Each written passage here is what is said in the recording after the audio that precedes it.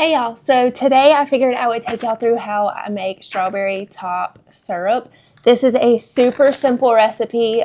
If you have kids, this is a great canning recipe for them to help you with. Anytime that you have strawberries that you've cut the tops off of, I just throw them into gallon-sized freezer bags into the freezer, and then when I get enough, I turn them into strawberry top syrup. Some of these are from when I made jam, some of these are from when the kids have eaten strawberries. I even have some whole berries in here, like as berries get mushy and nobody wants to eat them, as long as they aren't moldy, I'll throw them in these bags as well. This is just a great way to cut down on your waste. So a lot of times during the summer when my kids are home from school, we make a lemonade. We have lemonade concentrate that I made a few months ago with you guys in the pantry, and sometimes the kids add a little bit of the syrup to the lemonade concentrate when we make it so that we have strawberry lemonade. This is also great to use in your ice cream recipes to add a little bit of strawberry flavor into your vanilla homemade ice cream.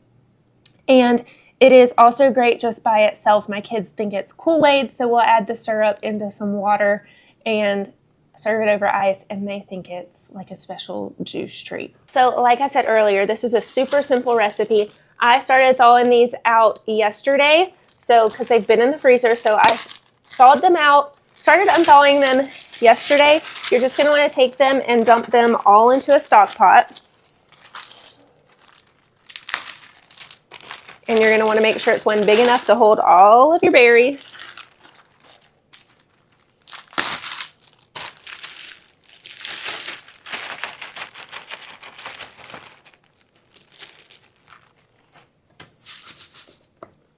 That's a lot of berries. So once you get all your berries in here, you're just going to fill it to the top of the berries with water. So let me go do that real fast.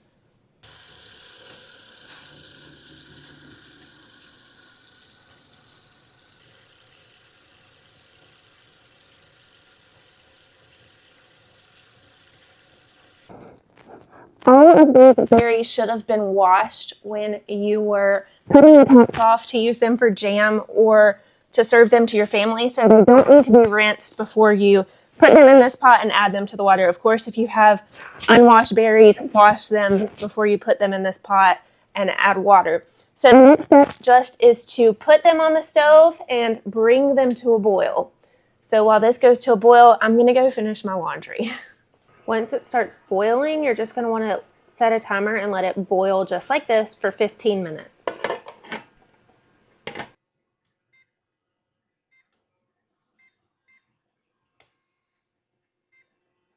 Okay, so they've boiled for 15 minutes. So I go and I take a scoop, and your berries are going to look so gross because all the color is boiled off of them. But I just take a slotted spoon or I don't even know what you would call this.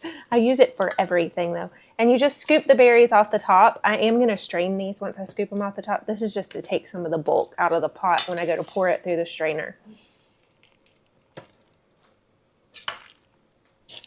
Oh, and those are hot.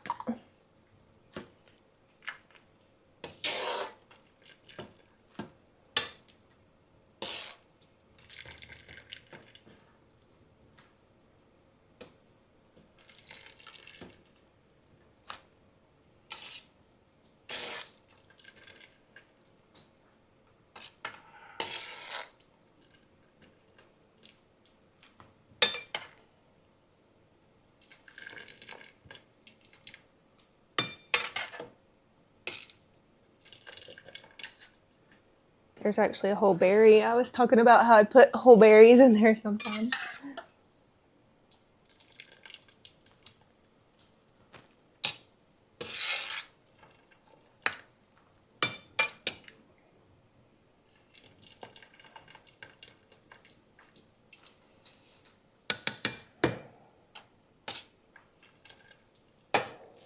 Okay, so I've gotten the bulk of the berries out. So let's go to the next step.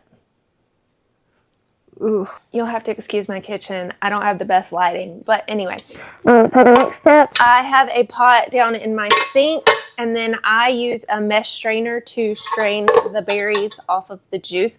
I'm going to have to do this in several probably different containers because I have so much juice on the stove. So first I'm going to strain the berries that we scooped off first because they actually have a lot of, I'm not sure if you can tell, they have a lot of juice still in them.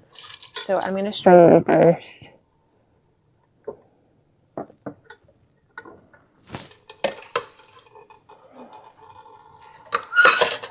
Ooh. So next it's time for the big pot of juice. And like I said, I might have to do this in 2 sections. I'm going to angle it down so y'all can see me pouring it through the strainer.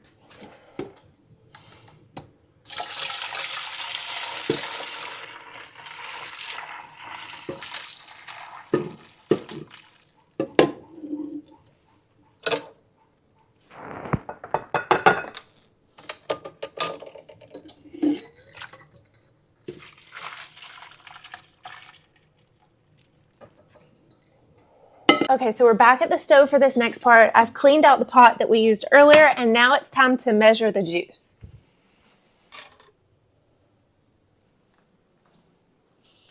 So this is 8 cups. If you don't have a mesh strainer like I just used, you absolutely can use a piece of cheesecloth, but I like that mesh strainer, and I think I got it off of Amazon. I'll link it if that's where I got it from. It's either from there or from Walmart. So that's 8 cups of juice. 8 more cups of juice, so that's 16 cups of juice total.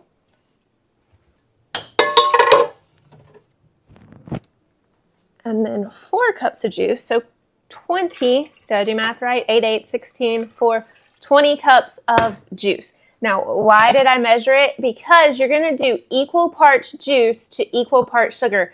So we've got 20 cups of juice, we're fixing to add in 20 cups of sugar.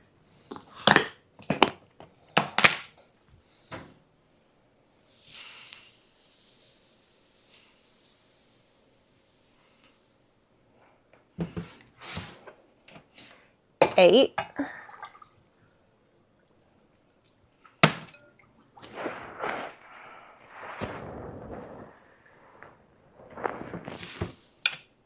$16.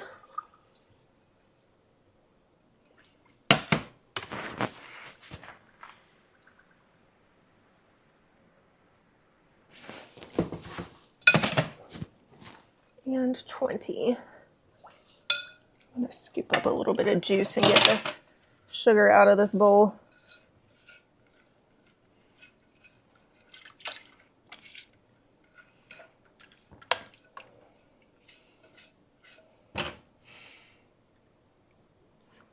Don't want that leaf in there.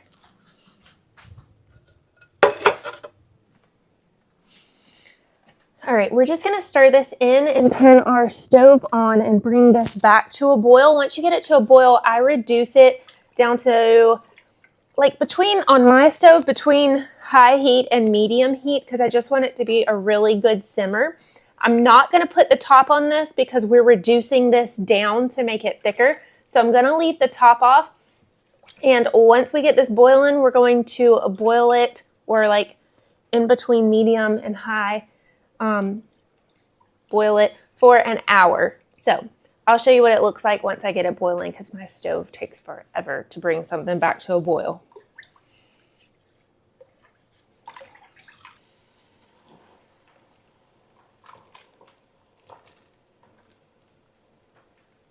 It's really starting to boil now, so I'm going to reduce my heat down to like halfway, just because mine, once it finally does get boiling, I don't want this popping all out all over the place. And then I'm going to set my kitchen timer for 60 minutes. And I'm just going to come back every now and then and stir this. That way it doesn't stick to the bottom of the pot and burn.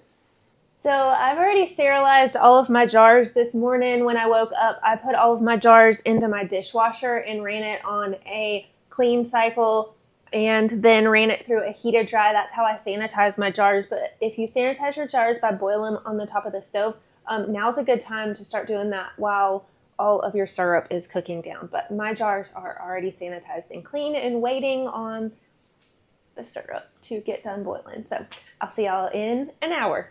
Okay, so our strawberry top syrup has boiled for an hour. I've got the water bath canner started. Hopefully it starts boiling soon. My crazy stove takes forever. I'm just going to use a glass measuring cup to fill each of these jars, and I just scoop it out and fill it up. If yours has a ton of foam on the top, when you get done boiling it, you can take a mesh strainer and you can strain that foam off the top as well. That way you don't have a ton of foam in your jars when you go to can it up. But we're just gonna, all right, so my phone died. But anyway, we're just gonna fill these to the bottom of the neck of the jars, which is about a 1-inch head space.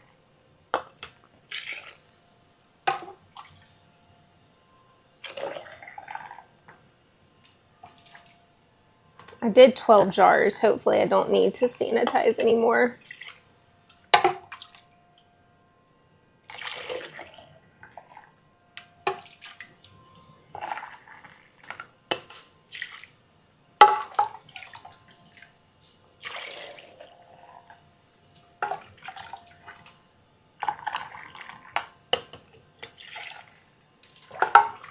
It's going to look like it has a bunch of bubbles on the top as you pour this, but as it sits, the bubbles disappear.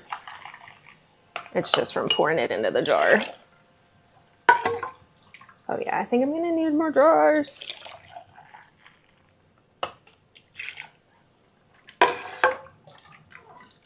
Maybe 1 or 2. We'll see.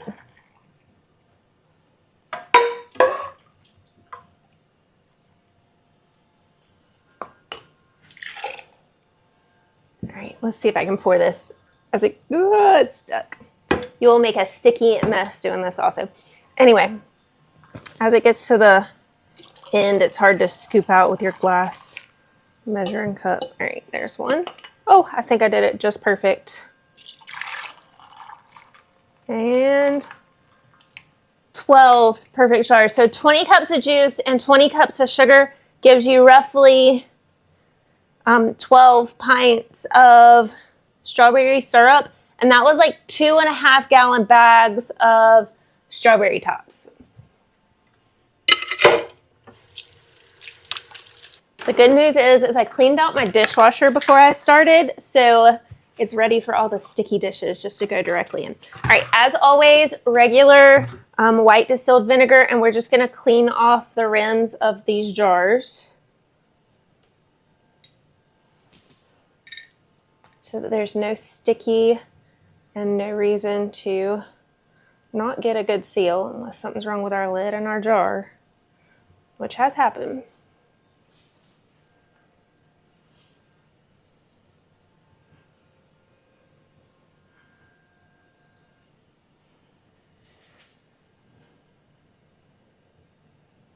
That one looked like it was still sticky.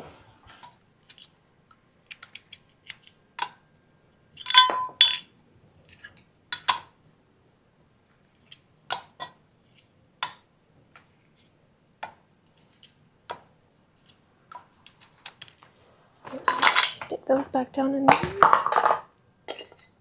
And then you just screw your lids on fingertip tight. When you have hot liquid that you're putting in jars, you want your jars to be warm or hot, close to the same temperature. So like I said, these had just come, they were still warm. They had just come out of the dishwasher. So I use a regular stock pot for canning and it doesn't have a jar rack in it. So I just take a towel and lay in the bottom of the pot so that my jars don't clink around on the bottom. And then I'm just going to set, I can never remember how many jars fit in this canner. My canner isn't quite boiling yet, so I'm going to put all of my jars in and then bring my canner up to a boil. Okay, I fit 6 jars in here, so once I get the jars in here, I'm going to set it back on high and bring it back to a boil. Once it comes back to a boil, I'm going to set my timer for 10 minutes. Okay, so our timer is going off for our first set of jars, so we are just going to take them out of the canner and set them on the counter. They will sit on the counter for the next 24 hours while the lids seal. You don't want to move them until the 24 hours is up because sometimes you do have delayed seals. Once they've sat on the counter for 24 hours, We'll come through, we'll just tap the lid and make sure that it's, remove the ring, tap the lid and make sure that it's sealed. If they all sealed, then we will put them away in our cabinet. And if they didn't seal, depending on how many there are, like if there's a bunch that don't seal, then of course I take the time to bring another pot of water back to boil and try again. But if it's just like one or two, I go ahead and stick them in my fridge and we'll use them that week. So let's get our second batch of jars in and set our timer for 10 minutes. Okay, so my last timer has gone off. I'm gonna shut off my stove and remove these last 6 jars. And then we just have to wait and make sure everything's sealed. If y'all have any questions, just leave them in the comments and I'm more than happy to answer. Of course, if something ever needs a super long explanation, then I can make another video as well. But y'all let me know if y'all need any help. Oh, did y'all hear that one pop?